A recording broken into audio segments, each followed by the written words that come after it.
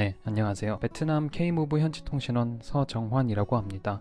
오늘은 베트남 현지 물가와 생활에 대해서 말씀을 드릴 건데, 베트남 취업한다고 가정을 했을 때 한국과 비교해서 카테고리별로 물가를 나눠서 설명을 드려보겠습니다. 이 물가는 많은 사람들이 동남아로 오는 가장 큰 이유 중에 하나죠.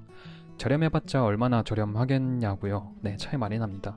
최근 폭등한 한국 물가에 비해서 베트남은 비교적 안정적인 물가 수준을 유지하고 있기 때문에 그 차이는 훨씬 더 심하게 느껴지고 있습니다. 2022년 기준 베트남 1인당 GDP는 약 4,000달러, 동일한 2022년 기준 한국 1인당 GDP는 약 32,000 정도로 8배 차이가 나기 때문에 물가도 싼 건 당연하지만 그렇다고 8배 싼 건 아니고요. 큰 카테고리별로 하나씩 살펴보겠습니다. 먼저 주거비와 숙박비를 살펴보겠습니다. 이렇게 두 개로 나눈 이유가 있습니다. 지난 1편에서 말씀드린 것처럼 시티잡, 논시티잡에 따라서 숙박 형태가 달라지기 때문입니다. 우선 시티잡의 경우 도심에서 근무를 하기 때문에 출퇴근이 가능한 거리에서 상주를 해야겠죠. 때문에 월세를 주고 도심에서 주로 살게 됩니다. 도심에서의 주거 형태는 주로 아파트, 서비스 아파트먼트, 그리고 원룸 이렇게 세 개로 크게 나눌 수 있습니다. 아파트 특징을 보면은 한국의 아파트와 유사한 형태입니다. 위치에 따라 천차만별이긴 하지만 보통은 방 2개, 화장실 1개, 좀 좋으면 화장실 2개, 그리고 거실, 부엌이 있는 아파트 월세는 약 60만원에서 100만원 정도 합니다. 생각보다 비싸다고요? 네, 저도 그렇게 생각합니다. 베트남 전체 GDP에 비해 도심의 아파트 월세는 사회 초년생이 부담하기엔 결코 싼 가격은 아닙니다. 월세만 보면 서울에서 자취하는 것과 크게 다르지 않은 것 같죠. 다만 서울에 산다면 원룸이나 크지 않은 오피스텔에 살 때 이 가격이지만 베트남에서는 아파트에서 이 월세로 살 수 있다는 것이 장점입니다. 오피스텔보다 확실히 넓긴 하거든요. 그렇게 생각하면 어느 정도 납득이 되는 가격이긴 합니다. 혼자 살기에는 상당히 큰 아파트도 꽤 많거든요. 아파트의 장점은 치안이 좋고 택배 받을 때도 편하겠죠. 그리고 단지 안에서 편의점이나 마트 같은 편의시설이 있고 아파트에 따라서 헬스장이나 수영장이 구비되어 있는 곳도 많습니다. 굳이 멀리 나가지 않더라도 웬만한 시설은 다 있기 때문에 살기 정말 좋은 것 같아요. 그만큼 비싸긴 하지만. 그리고 두 번째 주거 형태는 서비스 아파트먼트라고 합니다. 이거는 동남아에만 있는 독특한 거주 형태인데 원룸과 거의 동일하지만 정해진 요일마다 방 청소, 빨래, 설거지를 해주는 그런 곳입니다. 월수금 혹은 화목 이런 식으로 방 청소와 빨래, 설거지를 깔끔하게 해주기 때문에 퇴근 후 개인 시간은 온전히 즐길 수가 있습니다. 혹시라도 청소를 즐기시는 분들에겐 매력적이지 않은 선택지겠네요. 그런 사람이 있나? 저도 청소를 그렇게 좋아하진 않기 때문에 상당히 매력적인 주거 형태라고 생각합니다. 방의 크기는 보통 원룸 정도이나 청소 비용이 포함되어 있기 때문에 월세가 그렇게 싸지는 않습니다. 약 50만원에서 60만원 정도 되는 것 같아요. 돈을 주고 청소하는 시간을 사는 셈이겠죠. 그렇게 생각하면 나쁜 옵션은 아닌 것 같아요. 그 시간 동안 더 많은 걸 할 수 있으니까. 마지막 선택지는 원룸입니다. 돈을 정말 아껴야 되는 상황이 아니라면 개인적으로는 그렇게 추천드리진 못할 것 같아요. 월세가 저렴하고 위치가 좋고 깨끗하고 이 세 가지를 모두 충족하는 원룸은 찾기가 상당히 어려울 거예요. 때문에 발품을 좀 많이 팔아야 됩니다. 우선 저렴할수록 골목에 위치하는 경우가 많습니다. 저녁에는 분위기가 좀 음산한 골목은 정신 건강을 위해서라도 되도록 피하는 게 좋겠죠. 저녁마다 집에 들어가기 무서우면 안 되잖아요. 그리고 사진으로는 정말 괜찮은데 막상 가보면 관리가 정말 잘 안 되어 있는 매물도 천지입니다. 사진으로 분명히 넓고 깨끗해 보이는데 막상 가보면 막 개미들, 벌레들 돌아다니고 가구들도 낡고 수압 약하고 기타 등등 어딘가 하나는 하자가 있는 곳이 정말 많다고 합니다. 그리고 아파트하고는 월세가 약 2-30만원 정도 차이가 나는데 개인적으로는 10만원을 한 10만원 정도 더 주고 관리가 잘 되는 서비스 아파트먼트를 가거나 조금 더 주고 아예 아파트로 가는 것을 추천드립니다. 현지 원룸에서 잘 생활하고 계시는 분들도 분명히 있겠지만 취업에 성공하셨다면 저는 개인적으로 주거비 말고 다른 곳에서 돈을 아끼시는 걸 추천드립니다. 그 다음은 숙박비에 대한 이야기를 해볼게요.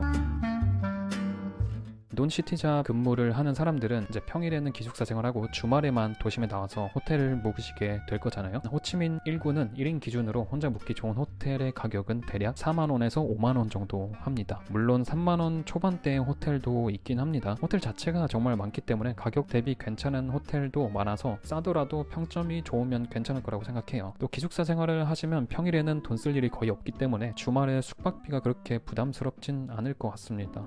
일주일에 해봤자 4번 쓰니 하니까. 특히 다른 친구들과 같이 쓴다면 숙박비는 절반으로 또 줄어드니까요. 숙소는 당연히 일본에 가장 많지만 호치민이라면 어딜 가나 숙소가 많기 때문에 숙소 못 잡을 걱정은 안 하셔도 될 것 같아요. 네, 이렇게 거주, 숙박에 대한 물가는 말씀드렸는데 한 가지 말씀드리고 싶은 거는 바로 아파트든 호텔이든 대부분의 건물에 방음이 잘 되지 않습니다. 복도에서 무슨 말 하는지 너무 잘 들려가지고 처음엔 누가 일부러 문 앞에 두고 말하는 줄 알았거든요. 심하다 덜하다 정도의 차이지 제가 묵어본 아파트나 서비스 아파트먼트, 호텔들은 대체적으로 방음이 잘 되진 않았습니다.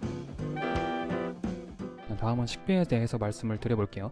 우선 현지식으로 먹으면 정말 쌉니다. 하지만 문제는 입맛에 맞냐 안 맞냐겠죠. 저는 다행히 베트남 현지식이 입맛에 아주 잘 맞아서 잘 먹고 다녔습니다. 로컬 현지인들이 먹는 곳에서 먹는다면 한 끼에 3,000원에서 4,000원 정도면 한 끼 해결이 가능합니다. 쌀국수, 분짜, 후띠우, 반깐, 미사오 같은 수많은 면 요리부터 껌덤이나 볶음밥, 또 메뉴를 선택해서 먹을 수 있는 가게들도 정말 많습니다. 현지 사람들이 먹는 가게는 정말 싸지만 문제는 입맛에 맞냐 안 맞냐기 때문에 못 드시는 분들도 꽤 많더라고요.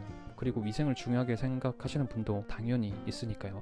그럼 한식 위주로 먹고 싶다 하시면 한국과 외식값은 비슷하다고 보시면 될 것 같아요. 아니 오히려 서울보다는 조금 더 싼 것 같긴 해요. 국밥 값으로 보면은 괜찮은 국밥이 한 그릇에 한 7, 8 정도 하니까 서울하고 비교했을 때는 비슷하거나 조금 더 싼 정도라고 생각을 합니다. 그리고 한국 식재료를 살 수 있는 K마트도 정말 많기 때문에 집에서 직접 요리를 해서 먹을 수 있다는 것이 또 장점입니다. 고기나 야채 같은 식재료는 베트남 마트도 되게 신선하거든요. 가격도 저렴하고.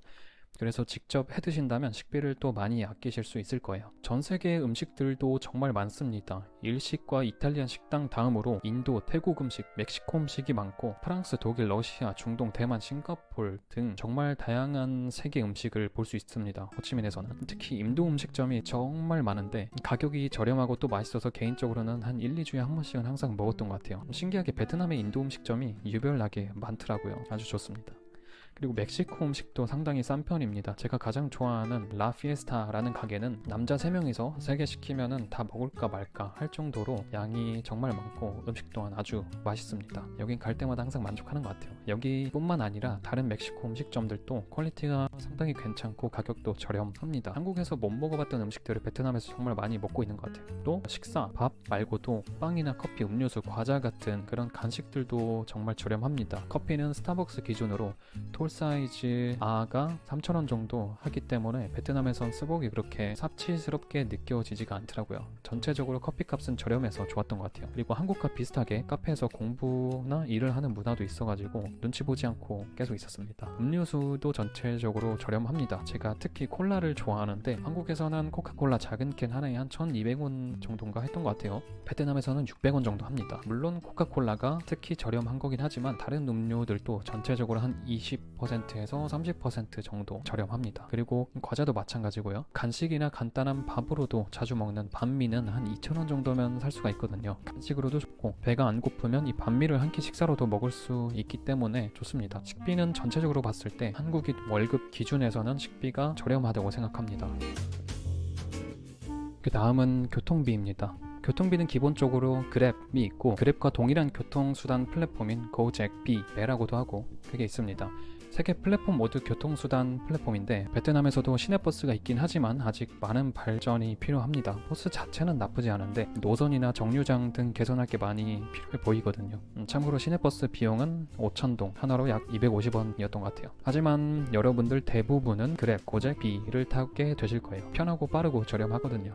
오토바이 택시를 저는 주로 탔는데 기본 요금은 15,000동, 한 750원 정도로 기억합니다. 거리가 멀다고 해도 많이 비싸지지는 않고요. 호치민 7분부터 2군까지 약 3-40분 정도 걸리는데 오토바이 택시 기준으로 한 7만 동 정도 나오거든요. 3,500원 정도. 정말 싸죠. 기사들도 엄청 많아가지고 택시를 잡으면 보통 한 2-3분 내외로 도착을 합니다. 그렇다고 일반 택시가 또 없는 건 아니에요. 하지만 베트남어로 직접 설명을 해야 되기 때문에 처음 오신 분들이라면 이용하기가 좀 어려울 거예요. 공휴일 연말 같은 경우는 그랩이 정말 잘 안 잡히는데 저는 그런 경우 일반 택시를 잡기도 합니다. 일반 택시라고 해서 요금이 크게 또 차이가 나진 않거든요. 베트남에 좀 있어 봤다 생각이 드시면은 일반 택시도 나쁘지 않은 선택이긴 합니다. 새벽에 탄다고 해도 할증은 따로 없습니다. 약속 끝나고 저녁 늦게 돌아간다고 해도 할증 걱정이 없어서 좋은 것 같아요. 몇 달 전에 서울에서 택시 탔다가 할증 가격 보고 정말 깜짝 놀랐던 기억이 있긴 한데 베트남은 아직 없습니다. 그 다음 통신비도 정말 저렴합니다. 요즘 한국은 5G 때문에 뉴스에도 많이 나오던데 한국 5G 요금제가 정말 비싸긴 하죠. 4G도 그렇게 싸진 않고요. 하지만 베트남은 정말 저렴합니다.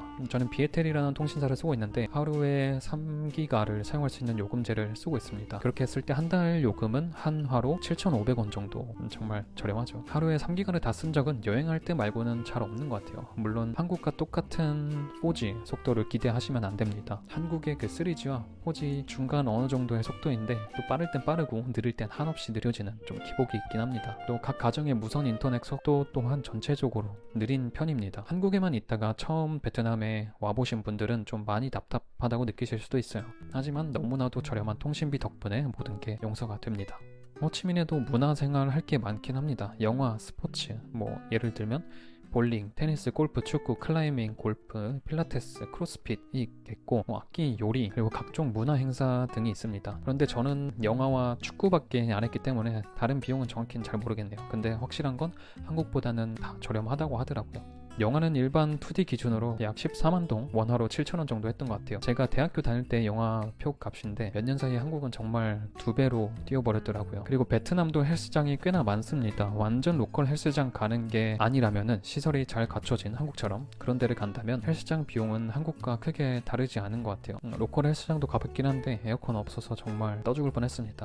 1년을 끊는다면 보통 한 4만원, 5만원 정도 하는 것 같아요, 헬스장은. 그리고 마사지도 문화생활이라고 할 수 있을지 모르겠지만 마사지 비용도 정말 저렴합니다.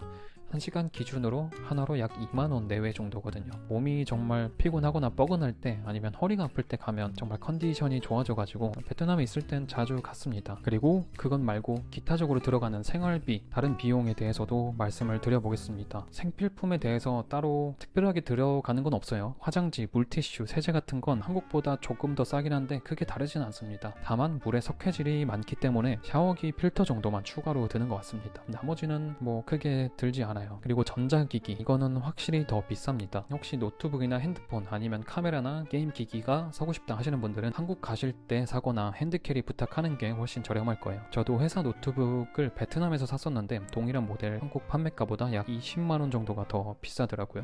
핸드폰은 그나마 차이가 좀 덜한 편이긴 한데 노트북이나 카메라, 게임기 등은 한국이 훨씬 저렴합니다. 의료비에 대해서도 말씀을 드리자면 비싼 건 어쩔 수가 없죠. 보험 혜택이 안 되니까. 그래도 다행인 거는 대부분의 과에 한국 병원이 있습니다. 예를 들면 안과, 정형외과, 치과, 소아과 등등 안심하고 갈 수 있는 병원이 있다는 게 다행인 것 같습니다. 같은 돈으로 즐길 수 있는 것들이 많고 또 종잣돈을 모으기도 훨씬 수월하기 때문에 베트남 생활에서 저렴한 물가는 정말 큰 장점이라고 생각을 합니다. 물론 열악한 인프라, 너무 더운 날씨 등 아쉬운 부분도 분명 있는 건 사실이지만 모든 걸 다 가질 순 없잖아요. 때문에 베트남에 오셔서 얻을 수 있는 부분은 얻어 가시면 좋을 것 같습니다. 저는 또 다음 영상으로 찾아뵙겠습니다.